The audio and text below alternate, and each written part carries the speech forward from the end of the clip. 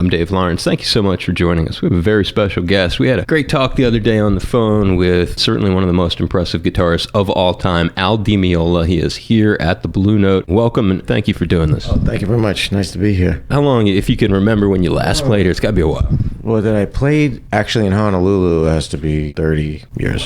Yeah. Pretty cool. And you're doing great things, and you have this 40th anniversary tour for Elegant Gypsy. I'm trying to cover some things that we didn't cover before and use the other interview as a sort of springboard. And one thing I never got to, the Beatles, All Your Life, tribute record, and you recorded it at a very special place. Oh, yeah. During one of the summer tours, probably about 5 years ago, 6 years ago now, in a real bad time of my life because I was going through a divorce. I was on a tour with my European musicians. We had holes in the tour. They would get to go home, and I would just hang out in hotels waiting for the next gig to happen. I had the idea for a long time to record some Lennon and McCartney pieces. It happened when I was in Prague. I remember I was thinking, where can I find a studio in Prague? Or maybe Germany. Then immediately I said, whatever happened to Abbey Road?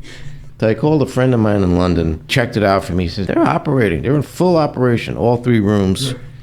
I said, you're kidding me. Wow, I have 4 or 5 days off. Do you think you could check it out for me? He calls me back. He says, Al, they got 1 day open. I said, you know what? Book it. Wow. Book it. I called my daughter. And I called one of my best friends. I said, fly to London. I'll pay for everything.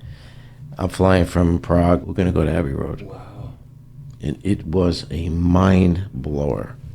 And all that famous gear is still in there somewhere. The floor is the same. The walls are the same. In fact, I recorded analog like they did. Not 24-track, 8-track. Is that still 2-inch tape? Yeah. Well, I think it was 2-inch. It could have been 1-inch, but still, it was wow.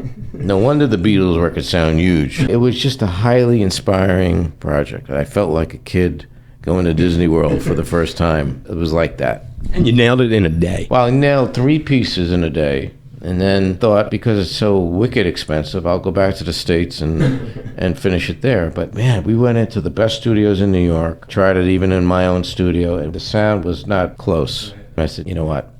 We set the bar so high with those first 3 songs, sound-wise, I got to go back. Right. So before I go back, I'm going to go do something extremely different and rent a house out in the Hamptons. I've always wanted to go to the Hamptons. It was the summertime, and I need to just arrange a few more pieces. And I want to do this in seclusion. It was like 2 or 3 days before Labor Day. Nothing was available, or what was available was like out of sight expensive. So there was this one tiny little ad at the bottom. This guy said, I don't normally rent my house, but I'm going to do it this time, and I don't know who you are, but you sound like a nice guy. And so he said, I don't know if you know this, but your next door neighbor is a famous pop artist. And I said, oh, well, that's great. He said, but I'll call you right back just to confirm everything. So when he calls back, I said, hey, you mind telling me who it? I thought it was Billy Joel or John Bon Jovi. He said it was Paul McCartney.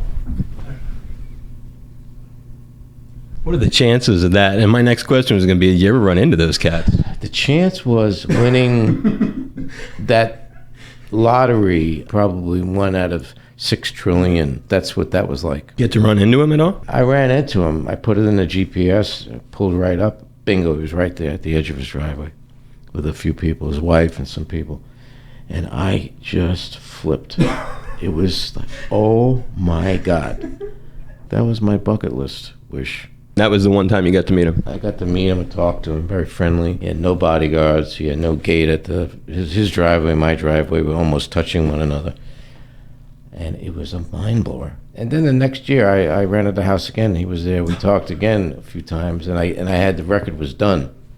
So my wife, who's amazing, Stephanie, went over there with the CD because I was too embarrassed to go over. She goes, write him a nice letter. So we wrote a letter. We stuck it in the CD. We still don't know whether he got it.